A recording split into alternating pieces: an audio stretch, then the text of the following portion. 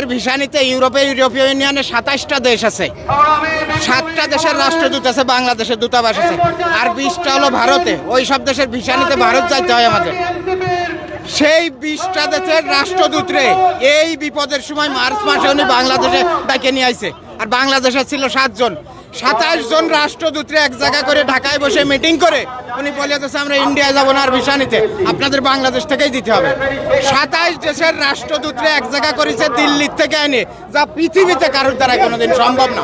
সেই কাজটা উনি করে দেখাইছে। জাতিসংঘের মহাসচিব এসে 4 দিন ঘুরে বেড়ায়, নামাজ পড়ে, রোজা রাখে, শুনিছেন কোথায়? এগুলো পারিছে কেউ? রাজনীতি করে, এগুলো হলো ভীমরতিথি ধরিছে। ভীমরতিটা কি শুনবেন? ওই যে দেখেন নাই মিডিয়ায়, উবাইদুল কাদের রে ঘুম পাড়াইতো নায়িকা ঋতু, শেখ সেলিমের ঘুম পাড়াইতো নায়িকা নিপুণ। এগেরও ভীমরতিথি ধরিছে, তাড়াতাড়ি মন্ত্রী হওয়া দরকার, এমপি হওয়া দরকার। ওই পুলিশে গাড়িতে ফিলা করবে, ফিলা করলে মাগি মানুষ সবাই জুটে যাবে, সামনে সব নায়িকারা এসে আশেপাশে করবে। এই ভীমরতিথি ধরেছে, এই জন্যই তাড়াতাড়ি ক্ষমতায় যাওয়ার জন্য পাগল হয়ে গেছে, বুঝছেন? এই হলো মূল কথা, এর অন্য কিছু না। এর ভীমরতিথি ধরেছে, তাড়াতাড়ি ইলেকশন দাও, তাড়াতাড়ি ক্ষমতায় যাব, তাড়াতাড়ি সব নায়িকা এসে কাছে ঘেসবে। এই হলো এর চিন্তা ভাবনা। আর লুটপাট করে খাবো, এই ছাড়া আর কিচ্ছু না। কিসের ইলেকশন? 53 বছরের দেশে ইলেকশন হয়েছে অন্তত 30 বার। কি হয়েছে ভাই?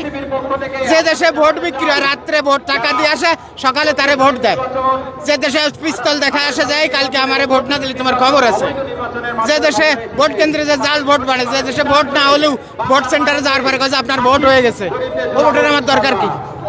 ভোটের মূল উপলক্ষ ভোট কেন্দ্র, সেখানে পাহাড়ে যায় আনসার আর পুলিশ। সেই আনসার পুলিশ নাই দেশে।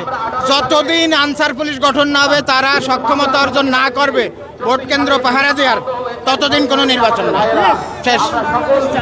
হ্যাঁ, নতুন বাংলাদেশ চাই, পুরোনো সব দেখা